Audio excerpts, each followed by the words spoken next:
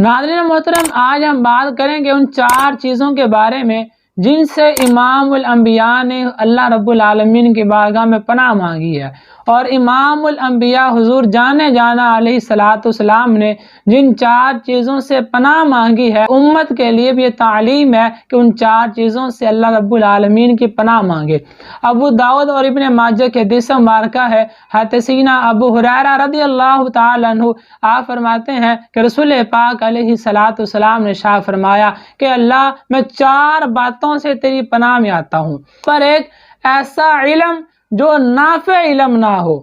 ایسا علم اے اللہ میں تیرے پناہ میں آتا ہوں اس علم سے جو علم نفع مند نہ ہو، اور ایسے علم کا فائدہ نہیں ہوتا کہ جو علم بندے کو فائدہ نہ پہنچائے، جو بندے کو الٹا نقصان پہنچاتا ہو، بندے کے اندر غرور تکبر لے کے آئے، عاجزی انکساری نہ لے کے آئے، تو اس علم کا کوئی فائدہ نہیں ہے۔ تو حضور نے ایسے علم سے پناہ مانگی کہ اللہ، میں اس علم سے تیری پناہ میں آتا ہوں جو نفع مند نہ ہو، یا اللہ ایسا ہی علم عطا فرما جو بس نفع مند ہونا چاہیے۔ اور دوسری بات حضور نے ارشاد فرمائی کہ اللہ، میں اس دل سے تیری پناہ میں آتا ہوں، تیری پناہ مانگتا ہوں جس دل میں تیرا ڈر نہ ہو، تیرا خوف نہ ہو۔ یاد رکھیے گا، اس دل کا فائدہ نہیں ہے، وہ دل کسی کام کا نہیں ہے جس دل کے اندر اللہ اس کے رسول کی محبت نہ ہو، اللہ تعالیٰ کا ڈر نہ ہو، اللہ کا خوف نہ ہو، وہ دل کسی کام کا نہیں ہوتا۔ پھر حضور نے فرمایا تیسری چیز،